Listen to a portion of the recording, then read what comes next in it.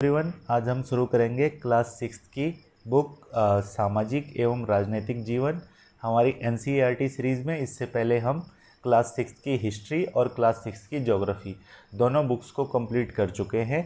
ये 6th की last book हमारे पास है। इसके बाद हम 6th कंप्लीट करने के बाद 7th की क्लास की बुक्स को देखेंगे और ऐसे करते करते 12th तक सभी क्लासेस की सोशल साइंस से रिलेटेड बुक को हम यहाँ पर पढ़ने वाले हैं। तो आज 6th की इस अंतिम बुक के अंदर हमको क्या क्या चीज़ें पढ़नी है, चलिए इस बुक के अंतर्गत देखते हैं हमारे पास क्या क्या दिया गया है।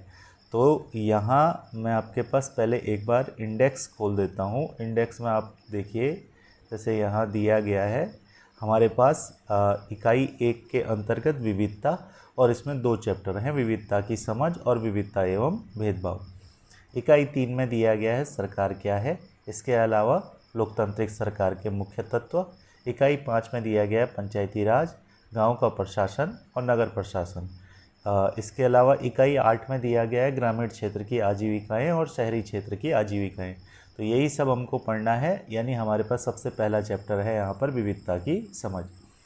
यहाँ कहने का तात्पर्य ये है कि आप इन चित्रों को देख रहे होंगे तो ये तीनों चित्र आपस में भिन्न हैं। यहाँ आपको अपना चित्र बनाने के लिए बोला गया है, जिसका मतलब ये है कि अगर आप यहाँ पर अपना चित्र बनाएंगे तो वो भी इन तीनों चित्रों की तरह अलग अलग होगा, समानता उसमें नहीं होगी। तो इस प्रकार जो है हमें जो है यहाँ पर समझाया गया है कि जैसे यहाँ चित्रों में भिन्नता है, वैसे ही उसी तरह जो है हमारे रूप रंग में, खान पान में भी भिन्नता है। अब यहाँ पर हमारे पास जो है एक दिया गया है कॉलम। इस कॉलम को हम बाद में देखेंगे। सबसे पहले यहाँ से देखते हैं कि अपनी अध्यापिका की सहायता से यह पता कीजिए कि आप में से कितने साथियों के जवाब एक जैसे हैं। क्या कक्षा में कोई ऐसे साथी भी है जिसकी सूची आपकी सूची से हूबहू मिलती है? शायद नहीं हो। हालांकि ऐसा होगा कि कोई साथियों के कुछ जवाब आपके जवाबों से मिलते जुलते होंगे। कितने साथियों को आपके जैसी किताब पढ़ना पसंद है? आपकी कक्षा के विद्यार्थी कुल मिलाकर कितनी भाषाएं बोलते हैं? इनसे अब तक आपको यह अंदाज़ा हो गया होगा कि कई मामलों में आप अपनी साथियों की तरह हैं और कई मामलों में आप उनसे बिल्कुल अलग हैं। जैसे यहाँ पर दिया गया है दोस्ती करना। क्या आप ऐसे इंसान से दोस्ती करना आपके लिए आसान होगा जो आपसे बहुत भिन्न है? नीचे दी गई इस कहानी को पढ़ें और सोचें। मैंने इसे एक बार मजाक की तरह लिया, मजाक जो कि फटे पुराने कपड़े पहने उस छोटे से लड़के के लिए था जो जनपद के भीड़ भाड़ में वाले चौराहे की लाल बत्ती पर अखबार बेचता था। मैं जब भी वहाँ से साइकिल से गुजरता था, वह अंग्रेजी का अखबार हाथ में लहराते हुए मेरे पीछे भागता और उस दिन सुर्खियों को हिंदी अंग्रेजी के मिले जुले शब्दों में चिल्लाकर सुनाता रहता। इस बार मैं पटरी के सहारे रुका और मैंने उससे हिंदी का अखबार मांगा। उसका मुंह खुला रह गया। उसने पूछा, मतलब आपको हिंदी आती है? बिल्कुल, मैंने अखबार के पैसे देते हुए कहा। क्यों, तुमने क्या सोचा? वह रुका, पर आप लगते तो बड़े अंग्रेज हैं। वह बोला, मतलब कि आप हिंदी में भी पढ़ सकते हैं? हाँ, बिल्कुल पढ़ सकता हूँ। इस बार मैं थोड़ा अधीर होते हुए बोला, मैं हिंदी बोल सकता हूँ, पढ़ सकता हूँ और लिख सकता हूँ। मैंने स्कूल में दूसरे सब्जेक्ट के साथ हिंदी भी पढ़ी है। सब्जेक्ट? उसने पूछा। अब जो कभी स्कूल नहीं गया हो, मैं क्या समझाता कि सब्जेक्ट क्या होता है? वह कुछ होता है। मैंने शुरू किया ही था कि हरी बत्ती हो गई और मेरे पीछे गाड़ियों के हॉर्न का शोर 100 गुना बढ़ गया।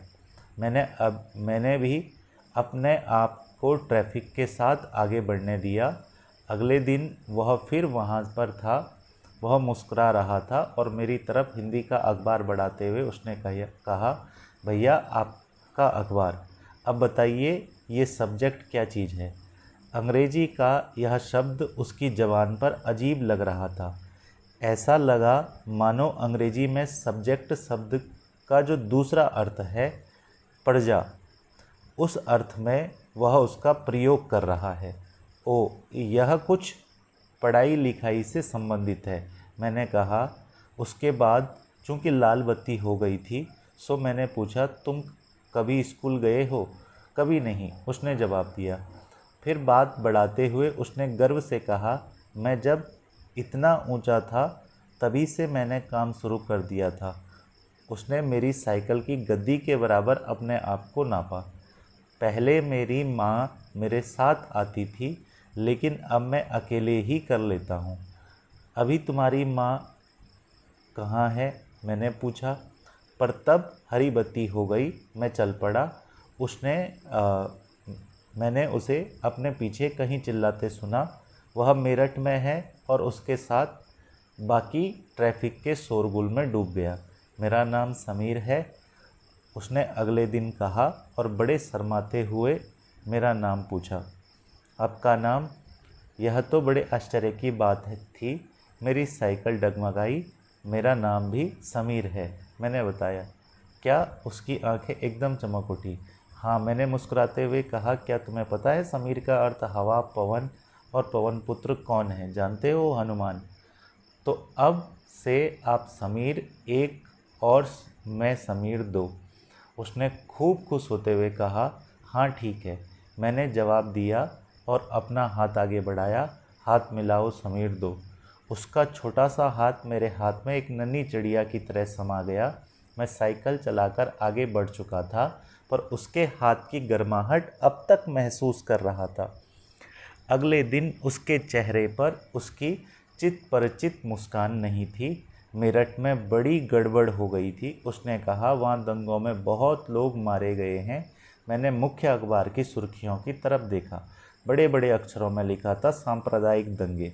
लेकिन समीर, मैंने शुरू किया ही था। मैं मुस्लिम समीर हूँ। वह बोल पड़ा। और मेरे सभी लोग मेरठ में हैं। उसकी आंखें भर आई जब मैंने उसके कंधे पर हाथ रखा।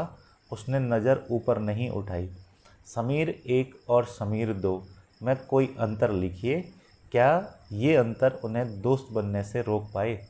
तो इस कहानी से कम इतना समझ गए होंगे कि विभिन्नता या भिन्नता क्या होती है। तो आप यहाँ पर इस कहानी के माध्यम से इस चैप्टर को आगे समझ पाएंगे। अगले दिन वह चौराहे पर नहीं था, न उसके अगले दिन वह दिखा, न आगे फिर कभी। अंग्रेजी या हिंदी का कोई अखबार मुझे नहीं बता सकता कि मेरा समीर दो आखिर कहाँ गया। तो ये जो कहानी लिखी है वो लिखी है पोयली सेनगुप्ता की कहानी द लाइट चेंज्ड पर आधारित, जहाँ समीर एक को अंग्रेजी ज़्यादा अच्छी आती है, वहीं समीर दो हिंदी बोलता है। हालांकि दोनों भाषाएं अलग अलग हैं, फिर भी दोनों एक दूसरे से बात कर पाए। उन्होंने इसके लिए प्रयास किया क्योंकि उनके लिए बात करना महत्वपूर्ण था। समीर एक और समीर दो की धार्मिक सांस्कृतिक पृष्ठभूमियाँ अलग अलग हैं। जहाँ समीर एक हिंदू है, वहीं समीर दो मुसलमान हैं। दोनों में दोस्ती हुई क्योंकि दोनों दोस्ती करना चाहते थे। खान पान, पहनावा, धर्म, भाषा आदि ये भिन्नताएं विविधता के पहलू हैं। अपनी विविध धार्मिक और सांस्कृतिक पृष्ठभूमियों के अलावा समीर एक समीर दो कई अन्य मामलों में एक दूसरे से अलग अलग हैं। उदाहरण के लिए समीर एक ने स्कूल में पढ़ाई की थी, जबकि समीर दो अखबार बेचता था। समीर दो को स्कूल जाने का मौका मिला ही नहीं। आपने संभवतः अपने इलाके में ऐसे कई लोगों को देखा होगा जो गरीब हैं और जिनकी भोजन, घर और कपड़े की ज़रूरतें भी पूरी नहीं हो पाती हैं। यह फ़र्क उस फ़र्क से अलग है जिसके बारे में हमने पहले पढ़ा। यह विविधता का रूप नहीं है, बल्कि गैर बराबरी का रूप है। गैर बराबरी का मतलब है कि कुछ लोगों के पास न अवसर हैं, न ही ज़मीन है या पैसे जैसे संसाधन जो दूसरों के पास है। इसलिए गरीबी और अमीरी विविधता का रूप नहीं है, यह लोगों के बीच मौजूद असमानता यानी गैर बराबरी है।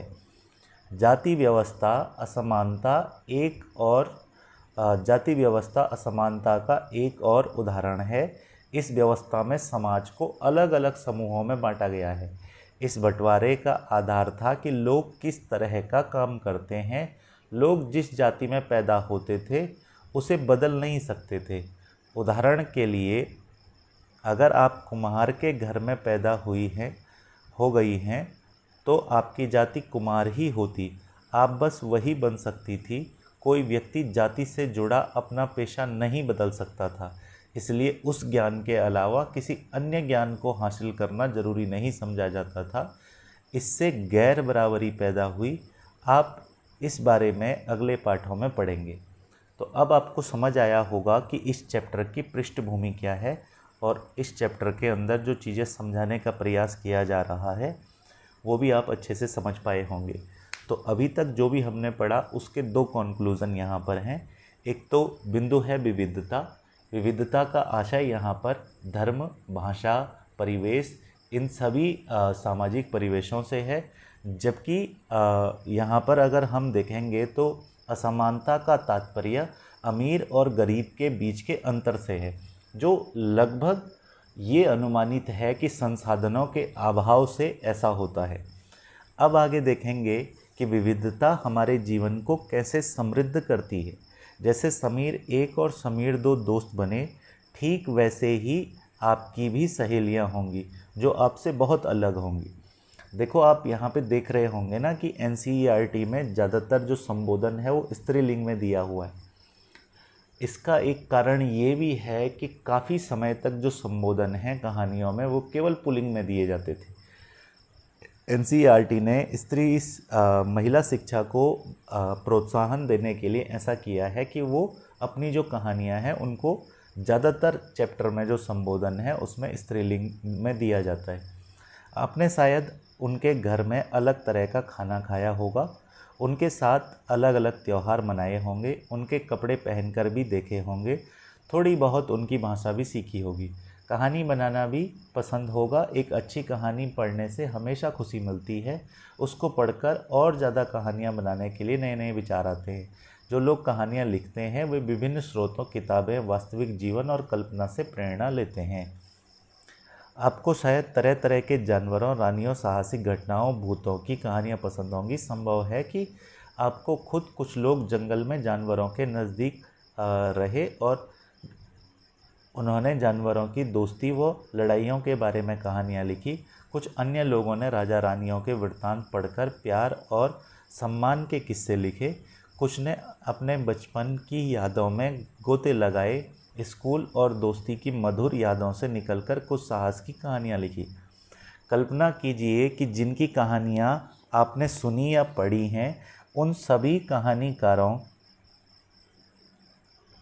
कहानीकारों या कहानी सुनाने वालों को ऐसी जगह पर रहना पड़े जहाँ लोग केवल 2 ही रंग के कपड़े पहनते हो, लाल एवं सफ़ेद, एक तरह का खाना खाते हो, शायद आलू, समान रूप से केवल 2 पशु पक्षी पालते हो, उदाहरण के लिए हिरण और कौवा, और केवल सांप सीढ़ी खेल से ही अपना मनोरंजन करते हो।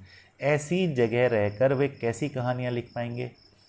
आशय है कि अगर कोई व्यक्ति साहित्य लिख रहा है या कहानी लिख रहा है तो उसकी जो प्रेरणा होती है वो अलग अलग बिंदु जो वो देखता है अपने जिस परिवेश से वो आता है उस परिवेश के आधार पर लिखता है। यानी व्यक्ति के 90% विचार उस सामाजिक माहौल से उत्पन्न होते हैं जिस सामाजिक माहौल में उसका जन्म होता है, जिस सामाजिक माहौल में वो बड़ा होता है। ये यहाँ पर समझाने का प्रयास किया जा रहा है। भारत में विविधता, यहाँ से हमारे पास कुछ इम्पोर्टेंट चीज़ें। भारत विविधताओं का देश है। हम विभिन्न भाषाएं बोलते हैं, विभिन्न प्रकार का खाना खाते हैं, अलग अलग त्यौहार मनाते हैं और भिन्न भिन्न धर्मों का पालन करते हैं। लेकिन गहराई से सोचें तो वास्तव में हम एक ही तरह की चीज़ें करते हैं, केवल हमारे करने के तरीके अलग अलग हैं। हम विविधता को कैसे समझें? करीब 200 वर्ष पहले जब रेल, हवाई जहाज, बस और कार हमारे जीवन का हिस्सा नहीं थे, तब भी लोग संसार के एक भाग से दूसरे भाग की यात्रा करते थे। वे पानी के जहाज में घोड़ों या ऊंट पर बैठकर या फिर पैदल चलकर जाते थे। अक्सर ये यात्राएं खेती, बसने के लिए नई ज़मीन की तलाश में या फिर व्यापार के लिए की जाती थी। क्योंकि यात्रा में बहुत समय लगता था, इसलिए लोग नई जगह पर अक्सर काफ़ी लंबे समय ठहर जाते थे। इसके अलावा सूखे और अकाल के कारण भी कई बार लोग घर बार छोड़ देते थे। उन्हें जब भरपेट खाना नहीं मिलता था तो वे नई जगह जाकर बस जाते थे। कुछ लोग काम की तलाश में और कुछ युद्ध के कारण घर छोड़ देते थे। लोग जब नई जगह बसना शुरू करते थे तो उनके रहन सहन में थोड़ा बदलाव आ जाता था। कुछ चीज़ें वे नई जगह की अपनी कुछ चीज़ें वे नई जगह की अपना लेते थे और कुछ चीज़ों में वे पुराने ढर्रे पर ही चलते रहते थे। इस तरह उनकी भाषा, भोजन, संगीत, धर्म आदि में नए और पुराने का मिश्रण होता रहता था। उनकी संस्कृति और नई जगह की संस्कृति में आदान प्रदान होता और धीरे धीरे एक मिश्रित यानी मिली जुली संस्कृति उभरती। अगर अलग अलग क्षेत्रों में इतिहास देखें तो हमें पता चलेगा कि किस तरह विभिन्न सांस्कृतिक प्रभावों ने वहाँ के जीवन और संस्कृति को आकार देने में योगदान किया है। इस तरह कई क्षेत्र अपने विशिष्ट इतिहास के कारण विविधता संपन्न हो जाते हैं। ठीक इसी प्रकार लोग अलग अलग तरह की भौगोलिक स्थितियों से किस प्रकार सामंजस्य बैठाते हैं, उससे भी विविधता उत्पन्न होती है। उदाहरण के लिए समुद्र के पास रहने और पहाड़ी इलाकों में रहने में बड़ा फ़र्क है। न केवल वहाँ के लोगों के कपड़ों, खान पान की आदतों में फ़र्क होगा, बल्कि जिस तरह का काम वे करेंगे वे भी अलग अलग होंगे। शहरों में अक्सर लोग यह भूल जाते हैं कि उनका जीवन भौतिक वातावरण से किस तरह गहराई से जुड़ा है। ऐसा इसलिए कि शहरों में लोग विरले ही अपनी सब्जी या अनाज उगाते हैं। वे इन चीज़ों के लिए बाजार पर ही निर्भर होते हैं।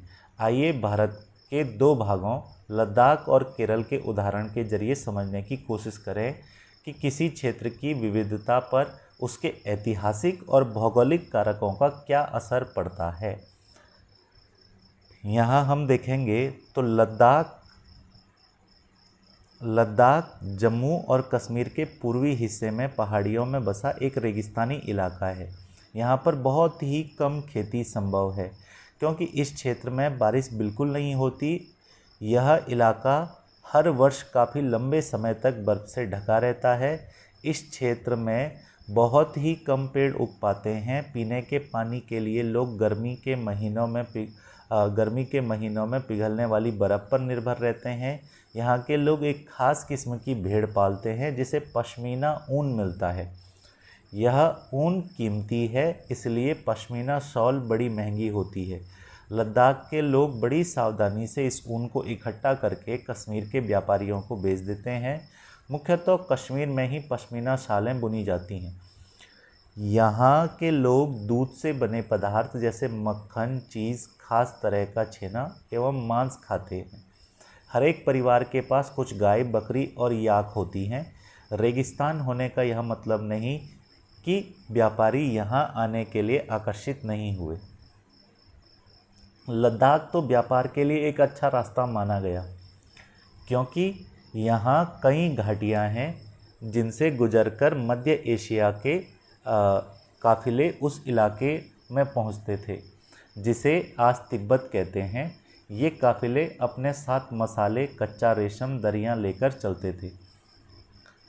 इसके अतिरिक्त लद्दाख के रास्ते बौद्ध धर्म तिब्बत पहुंचा। लद्दाख को छोटा तिब्बत भी कहते हैं। करीब 400 साल पहले यहाँ पर लोगों का इस्लाम धर्म से परिचय हुआ। अब यहाँ अच्छी खासी संख्या में मुसलमान रहते हैं। लद्दाख में गानों और कविताओं का बहुत ही समृद्ध मौखिक संग्रह है। तिब्बत ग्रंथ केसर सागा लद्दाख में काफ़ी प्रचलित है। तिब्बती ग्रंथ केसर सागा, नोट कर लेना इसको, लद्दाख में काफ़ी प्रचलित है। मुसलमान और बौद्ध यहाँ पर दोनों लोग रहते हैं और उस पर नाटक वगैरह भी खेलते हैं। तो पश्मीना शॉल जो है लद्दाख का काफ़ी महत्वपूर्ण है, ये आप जानते हैं। तुलना करते हैं केरल से, तो केरल आप जानते हैं कि भारत के दक्षिण पश्चिमी कोने में बसा हुआ राज्य है। भारत के दक्षिण पश्चिमी कोने में बसा हुआ राज्य है। यह एक तरफ समुद्र से घिरा हुआ है और दूसरी तरफ पहाड़ियों से।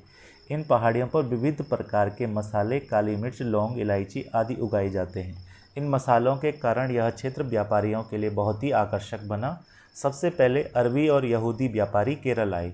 ऐसा माना जाता है कि ईसा मसीह के धर्मदूत संत थॉमस लगभग 2000 साल पहले यहाँ आए थे। भारत में ईसाई धर्म लाने का श्रेय उन्हीं को जाता है। ये आपको नोट कर लेना है। अरब से कई व्यापारी यहाँ आकर बस गए। इब्न बतूता, जो करीब 700 साल पहले यहाँ आए, अपने यात्रा वृत्तांत में मुसलमानों के जीवन का विवरण देते हुए लिखा है कि मुसलमान समुदाय की यहाँ बड़ी इज्जत थी। ये ध्यान रखना है किसने लिखा है, इब्न बतूता ने लिखा है।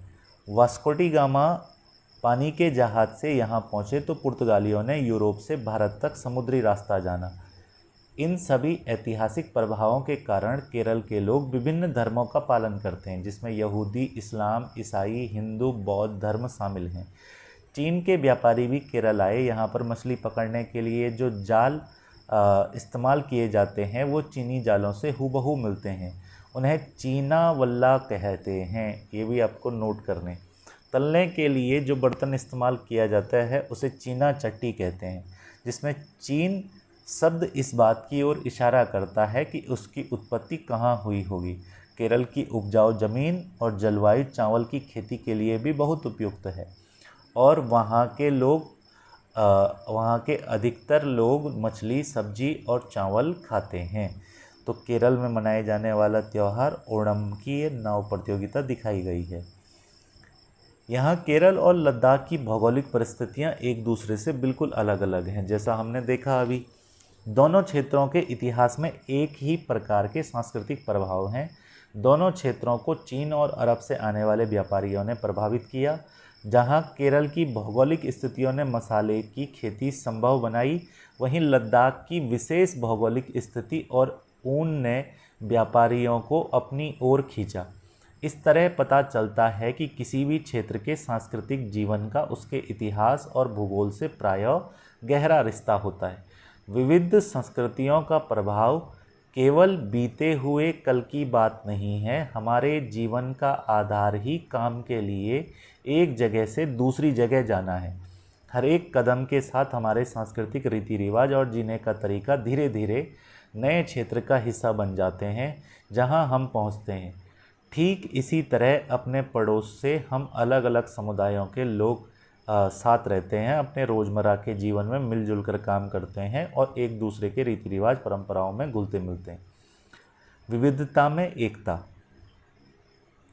भारत की विविधता या अनेकता उसकी ताकत का स्रोत माना जाता है। जब अंग्रेजों का भारत पर राज था तो विभिन्न धर्म, भाषा, क्षेत्र की महिला और पुरुषों ने अंग्रेजों के खिलाफ मिलकर लड़ाई लड़ी। भारत के स्वतंत्रता संग्राम में अलग अलग परिवेशों के लोग शामिल थे। उन्होंने एकजुट होकर आंदोलन किया, इकट्ठे जेल गए, अंग्रेज़ों का अलग अलग तरीक़ों से विरोध किया। अंग्रेज़ों ने सोचा था कि वे भारत के लोगों में फूट डाल सकते हैं क्योंकि उनमें काफ़ी विविधताएं हैं और इस तरह उनका राज चलता रहेगा। मगर लोगों ने दिखला दिया कि वे एक दूसरे से चाहे कितने ही भिन्न हो, अंग्रेज़ों के खिलाफ लड़ी जाने वाली लड़ाई में वे सब एक थे। तो इस प्रकार से भारत की विविधता में एकता को हम यहाँ समझ सकते हैं। यहाँ एक कविता दी गई है जिस कविता को भारतीय जन नाटक संघ यानी इप्टा के द्वारा जो है वो लिखा गया है। दिन खून के हमारे प्यारे भूल न जाना, खुशियों में अपनी हम पर आंसू बहा के जाना। सयाद ने हमारे चुन चुन के फूल तोड़े, वीरान इस चमन में कोई गुल खिला के जाना। दिन खून के हमारे प्यारे भूल न जाना, गोली खा के सोए जलियां बाग में हम, सोनी पड़ी कब्र पर दिया जला के जाना। दिन खून के हमारे प्यारे भूल न जाना। हिंदुओं मुसलमानों की होती आज होली, बहते हैं एक रंग में दामन भिगो के जाना। दिन खून के प्यारे हमारे भूल न जाना। कुछ जेल में पड़े हैं, कुछ कब्र में गड़े हैं, दो बूंद आंसू उन पर प्यारे बहा के जाना। दिन खून के हमारे प्यारे भूल न जाना। ये जलियांवाला बाग हत्याकांड पर लिखी गई कविता है भारतीय नाटक संघ के द्वारा। यह गीत अमृतसर में जलियांवाला बाग हत्याकांड के बाद गाया जाता था। इस हत्याकांड में ब्रिटिश जनरल ने निहत्थे लोगों पर खुलेआम गोलियां चलवा दी, जो बाग में इकट्ठा होकर सभा कर रहे थे। महिला, पुरुष, हिंदू, मुसलमान, सिख, कितने सारे लोग थे और अंग्रेज़ों की पक्षतापूर्ण नीति का विरोध करने के लिए जमा हुए थे। उसमें से बहुत लोगों की जानें गई और उससे भी ज़्यादा घायल हुए। यह गीत उन्हीं शहीदों की याद में गाया जाता है। स्वतंत्रता संग्राम के दौरान उभरे गीत चिन्ह विविधता के प्रति हमारा विश्वास बनाए रखते हैं। क्या आप भारतीय झंडे की कहानी जानती हैं? स्वतंत्रता संग्राम के दौरान ही भारतीय झंडे की परिकल्पना की गई थी। इस झंडे को सारे भारत के लोगों ने अंग्रेज़ों के खिलाफ इस्तेमाल किया। जवाहरलाल नेहरू ने अपनी किताब भारत की खोज में लिखा, discovery of India Jawaharlal Nehru की बुक है भारत की खोज। इसमें उन्होंने लिखा कि भारतीय एकता कोई बाहर से थोपी हुई चीज़ नहीं है, बल्कि यह बहुत गहरी है, जिसके अंदर अलग अलग तरह के विश्वास और प्रथाओं को स्वीकार करने की भावना है। इस विविधता को पहचानना और प्रोत्साहित किया जाता है। यह नेहरू ही थे जिन्होंने भारत की विविधता का वर्णन करते हुए अनेकता में एकता का विचार हमें दिया। तो ये आपको ज़रूर नोट करना है। रविन्द्रनाथ टैगोर द्वारा रचित हमारा राष्ट्रीय गान भी भारतीय एकता की एक अभिव्यक्ति है। राष्ट्रीय गान किस तरह से एकता का वर्णन करता है, अपने शब्दों में लिखिए। तो आप जानते हैं राष्ट्रीय गान में भी अलग अलग पक्षों का वर्णन है। जैसे राष्ट्रीय गान के बारे में तो स्थानों के बारे में भी दिया गया है, तो उनसे भी हमारे यहाँ पर एकता का बोधन जो है वो होता है। दूसरा चैप्टर हमारे पास है जिसका नाम है विविधता एवं भेदभाव, और इस चैप्टर में देखेंगे क्या क्या इम्पोर्टेंट चीज़ें हैं। यहाँ पर दिया गया है चैप्टर नंबर 2 में, हम क्या हैं और हम कैसे हैं। यह कई चीज़ों पर निर्भर करता है। हम कैसे रहते हैं, कौन सी भाषाएं बोलते हैं, क्या खाते हैं, क्या पहनते हैं, कौन से खेल खेलते हैं और कौन से उत्सव मनाते हैं, इन सब पर हमारे रहने की जगह के भूगोल और उसके इतिहास का असर पड़ता है। अगर आप संक्षेप में ही निम्नलिखित बिंदुओं पर ध्यान दें तो यह अंदाज़ा लग जाएगा कि भारत कितनी विविधताओं वाला देश है। संसार में 8 मुख्य धर्म हैं। भारत में उन 8 धर्मों के अनुयायी यानी मानने वाले लोग रहते हैं। यहाँ 1600 से ज़्यादा भाषाएं बोली जाती हैं जो लोगों की मातृभाषाएं हैं। यहाँ से 100 से भी ज़्यादा तरह के नृत्य किए जाते हैं। यह विविधता हमेशा खुश होने के कारण नहीं बनती। हम उन लोगों के साथ सुरक्षित एवं आश्वस्त महसूस करते हैं जो हमारी तरह दिखते हैं, बात करते हैं, कपड़े पहनते हैं और हमारी तरह सोचते हैं। कभी कभी जब हम ऐसे लोगों से मिलते हैं तो हमसे बहुत भिन्न होते हैं, तो हमें वे बहुत अजीब और अपरिचित लग सकते हैं। कई बार हम समझ नहीं पाते या जान नहीं पाते कि वे हमसे अलग क्यों हैं। लोग अपने से अलग दिखने वालों के बारे में खास तरह की राय बना लेते हैं। पूर्वाग्रह, उन कथनों को देखिए जो आपको ग्रामीण एवं शहरी लोगों के बारे में सही लगे। जिन कथनों से आप सहमत हैं उन पर निशान लगाइए। क्या आपके दिमाग में ग्रामीण शहरी लोगों को लेकर किसी प्रकार के पूर्वाग्रह हैं? क्या दूसरे लोगों के दिमाग में भी ये पूर्वाग्रह हैं? लोगों के दिमाग में ये पूर्वाग्रह क्यों होते हैं? जिन पूर्वाग्रहों को आपने अपने आसपास महसूस किया है उनकी सूची बनाइए। ये पूर्वाग्रह लोगों के व्यवहार को कैसे प्रभावित करता है। तो पूर्वाग्रह का मतलब है जिससे हम किसी भी चीज़ के बारे में कोई धारणा बना लेते हैं, किसी के बारे में कोई विचार बना लेते हैं, किसी के बारे में कुछ पहले से सोच करके तय कर लेते हैं, वो पूर्वाग्रह कहलाता है। ये यहाँ पर कुछ चीज़ें दी गई हैं जो ग्रामीण और शहरी पूर्वाग्रह आमतौर पर देखने को मिलता है। इसके अलावा इनमें से कुछ कथन ग्रामीण लोगों को अज्ञानी एवं अंधविश्वासी की तरह देखते हैं, जबकि शहर में रहने वाले लोगों को आलसी, चालाक और सिर्फ पैसे से सरोकार रखने वालों की तरह देखते हैं। जब हम किसी के बारे में पहले से कोई राय बना लेते हैं और उसे हम अपने दिमाग में बिठा लेते हैं तो पूर्वाग्रह का रूप ले लेती है। ज़्यादातर यह राय नकारात्मक होती है, जैसा कि कथनों में दिया गया है। लोगों को आलसी, चालाक या कंजूस मानना भी पूर्वाग्रह है। जब हम यह सोचने लगते हैं कि किसी काम को करने का कोई एक तरीका ही सबसे अच्छा और सही है, तो अक्सर हम दूसरों की इज्जत नहीं कर पाते और उसी काम को दूसरी तरह से करना पसंद करते हैं। उदाहरण के लिए, अगर हम सोचें कि अंग्रेजी सबसे अच्छी भाषा है और दूसरी भाषाएं महत्वपूर्ण नहीं हैं, तो हम अन्य भाषाओं को बहुत नकारात्मक रूप से देखेंगे। परिणाम स्वरूप उन लोगों की शायद इज्जत नहीं कर पाएंगे जो अंग्रेजी के अलावा अन्य भाषाएं बोलते हैं।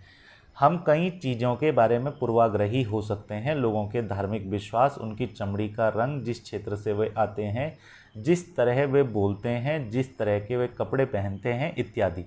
अक्सर दूसरों के बारे में बनाए गए हमारे पूर्वाग्रह इतने पक्के होते हैं कि हम उनसे दोस्ती नहीं करना चाहते।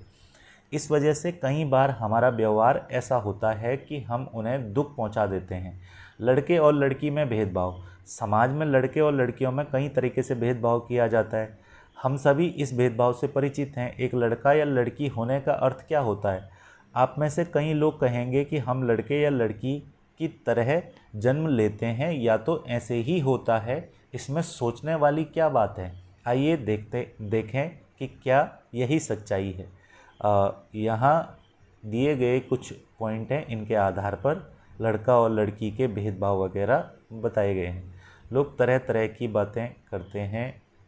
तुम दूसरों से कितनी अलग दिखती हो, इस प्रकार के यहाँ पर कुछ पॉइंट दिए गए हैं। ऊपर के चित्रों में जो बच्चे हैं उन्हें पहले विकलांग कहा जाता था।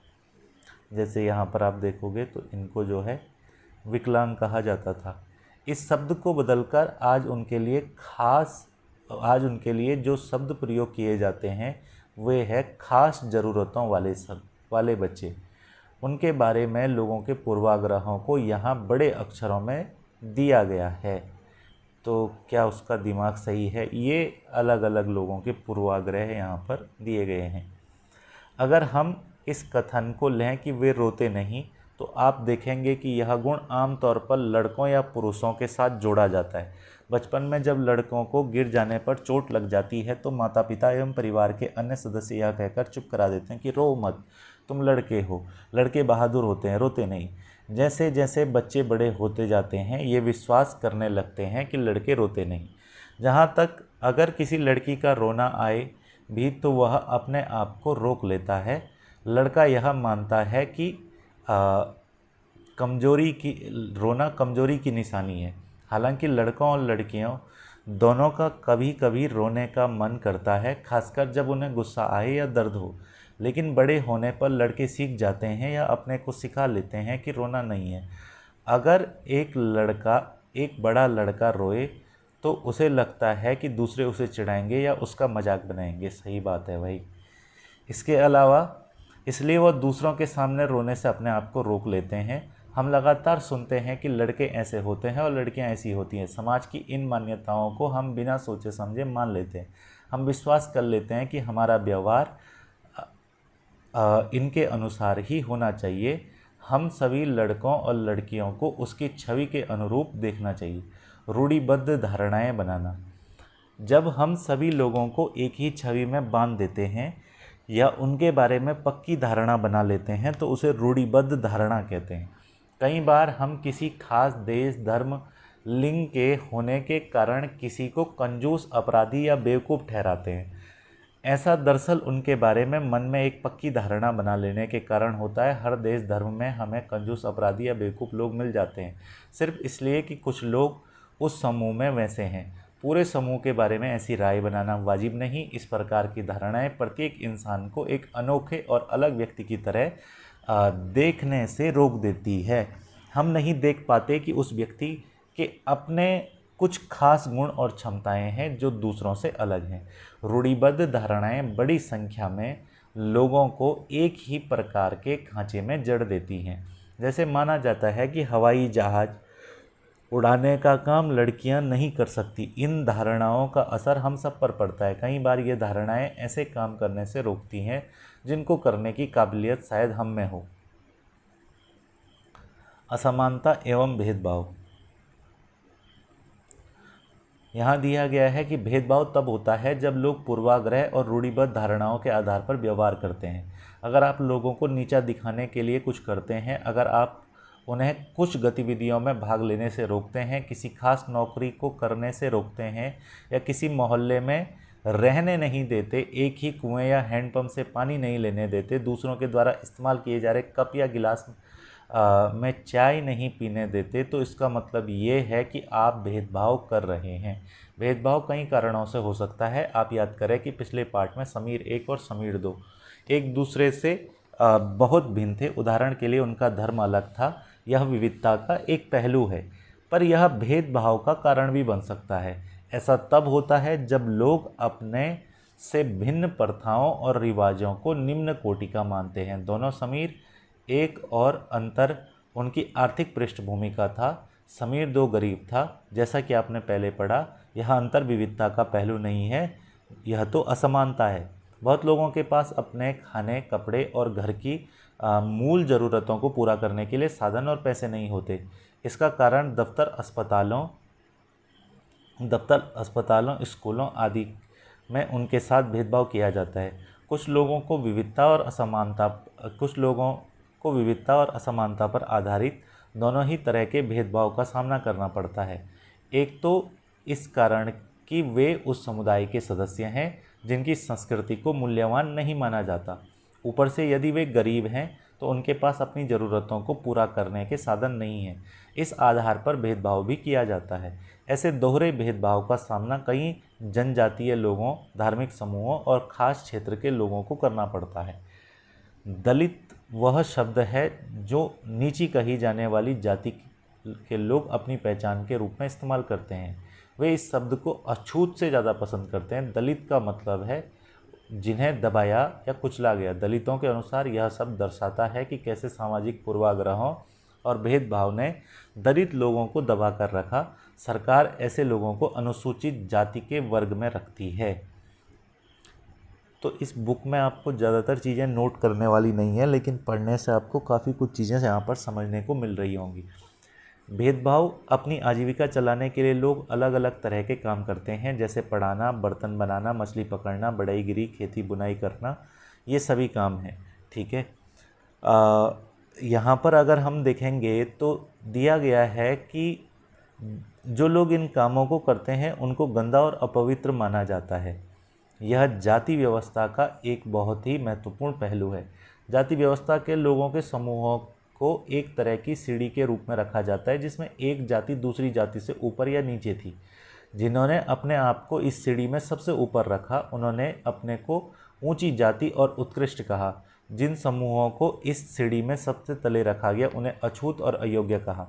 जाति प्रथा के नियम एकदम निश्चित नहीं थे। इन अछूतों को दिए गए काम के अलावा और कोई काम करने की इजाज़त नहीं थी। उदाहरण के लिए समूहों को सिर्फ कचरा उठाने और मरे हुए जानवरों को गांव से हटाने की इजाज़त थी। ऊंची जाति के लोगों में घर में घुसने, कुएं से पानी लेने, मंदिर में घुसने की इजाज़त नहीं थी।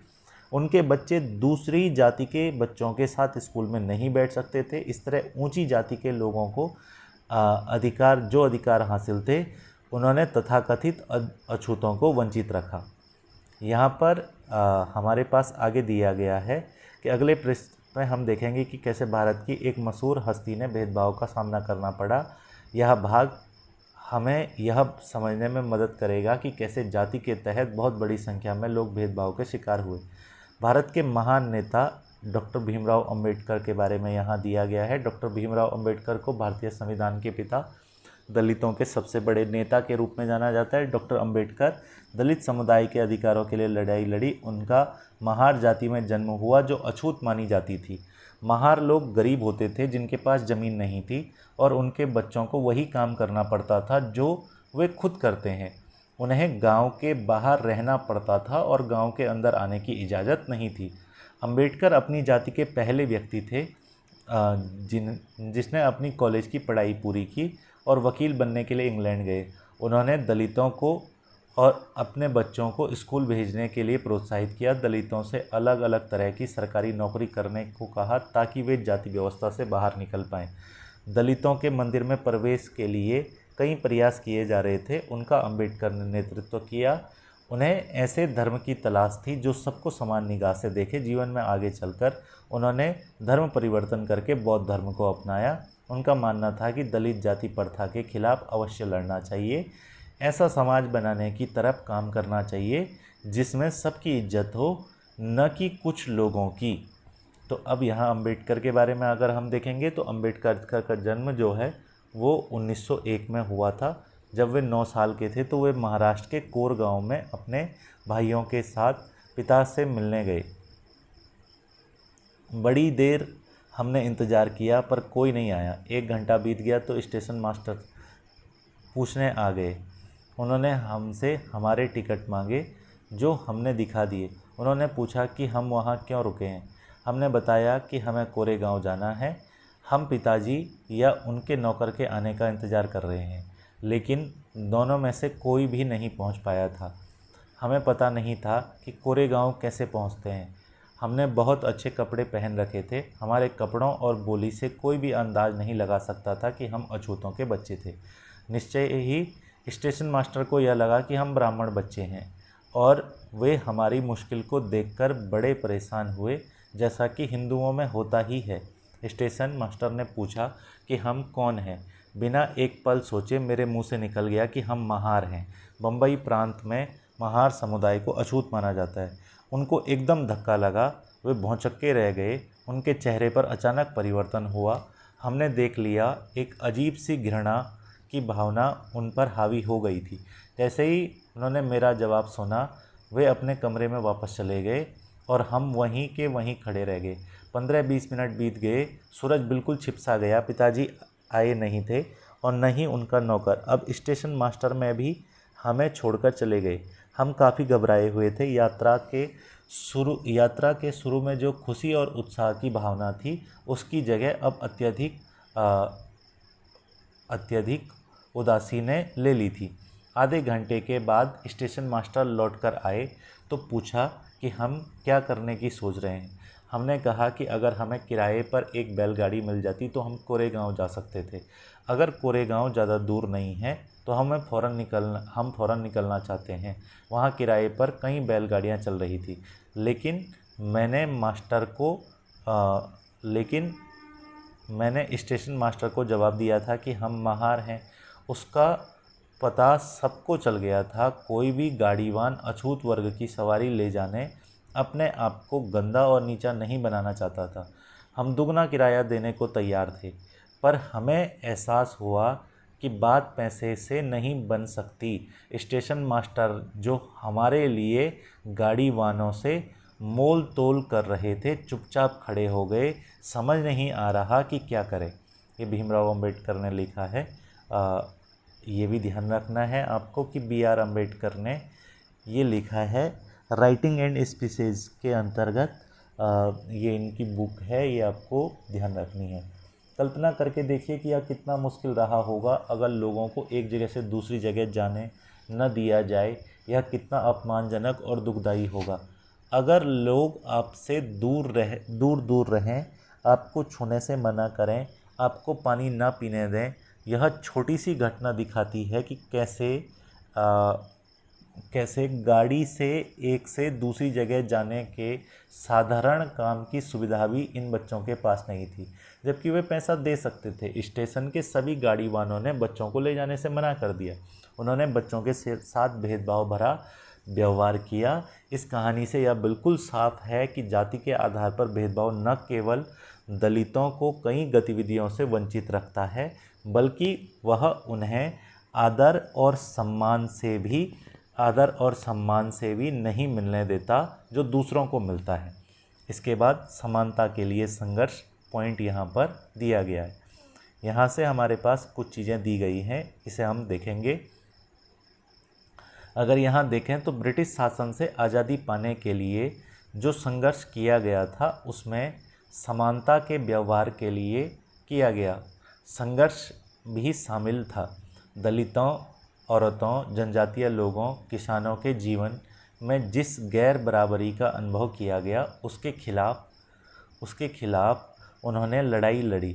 जैसा कि पहले भी बात हुई, बहुत सारे दलित संगठनों ने संगठित होकर मंदिर में प्रवेश करने के लिए संघर्ष किया। महिलाओं ने मांग की कि जैसे पुरुषों के पास शिक्षा का अधिकार है वैसे ही उन्हें भी अधिकार मिले। किसानों और दलितों ने अपने आप को जमींदारों और उनकी ब्याज दर से छुटकारा दिलाने का संघर्ष किया। 1947 में जब भारत आज़ाद हुआ और एक राष्ट्र बना तो हमारे नेताओं ने समाज में व्याप्त कई तरह की असमानताओं पर विचार किया। संविधान लिखने वाले लोग इस बात से अवगत थे कि हमारे समाज में कैसे भेदभाव किया जाता है और लोगों ने उसके खिलाफ किस तरह संघर्ष किया है। कई नेता इन लड़ाइयों के हिस्से थे, जैसे डॉक्टर अंबेडकर। इसलिए नेताओं ने संविधान में ऐसी दृष्टि और लक्ष्य रखा जिससे भारत के सभी लोगों को बराबर माना जाए, समानता को अहम मूल्य की तरह माना जाए जो हम सभी को एक भारतीय के रूप में जोड़ती है। प्रत्येक व्यक्ति को समान अधिकार और समान अवसर प्राप्त हैं। अस्पृश्यता यानी छुआछूत को अपराध की तरह देखा जाता है और इसे कानूनी रूप से ख़त्म कर दिया गया है। लोग अपनी पसंद का काम चुनने के लिए बिल्कुल आज़ाद हैं। नौकरियां सभी लोगों के लिए खुली हुई हैं। इन सब के अलावा संविधान ने सरकार पर यह विशेष जिम्मेदारी डाली है कि वह गरीब और मुख्यधारा से अलग पड़ गए समुदायों को इस समानता के अधिकार का फायदा दिलवाने के लिए विशेष कदम उठाए। हालांकि हमारे संविधान में इन विचारों पर जोर दिया गया है, यह पाठ इसी बात को उठाता है कि असमानता आज भी मौजूद है। समानता वह मूल्य है जिसके लिए हमें निरंतर संघर्ष करते रहना होगा।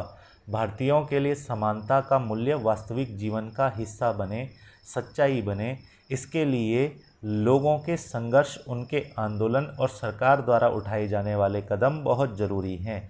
संविधान के लेखकों ने यह भी कहा कि विविधता की इज्जत करना, उसे मूल्यवान मानना समानता सुनिश्चित करने में बहुत ही महत्वपूर्ण कारक है। उन्होंने यह महसूस किया कि लोगों को अपने धर्म का पालन करने, अपनी भाषा बोलने, अपने त्योहारों को मनाने और अपने आप को खुले रूप से अभिव्यक्त करने की आज़ादी होनी चाहिए। यहाँ पर ये सभी चीज़ें हमारे पास दी गई है। ये चैप्टर हमारे पास यहाँ होता है कंप्लीट। नेक्स्ट हमारे पास चैप्टर आता है सरकार क्या है। इस ऊपर के 2 चैप्टर में यानी जो पहली इकाई है वो यहाँ पर कंप्लीट हो गई। यहाँ पर आपने विविधता से संबंधित चीज़ों को समझा। ज़्यादातर चीज़ें समझने वाली थी, नोट करने लायक इसमें ज़्यादा कुछ था नहीं। अब यहाँ पर हमारे पास काम मेनली आगे आगे इनमें शुरू होगा। तो सरकार वगैरह क्या है, कुछ बेसिक बातें यहाँ पर दी गई हैं और कुछ इम्पोर्टेंट पॉइंट भी। तो सबसे पहले समझ लेते हैं कि सरकार क्या है। ये चैप्टर यहाँ से शुरू होता है।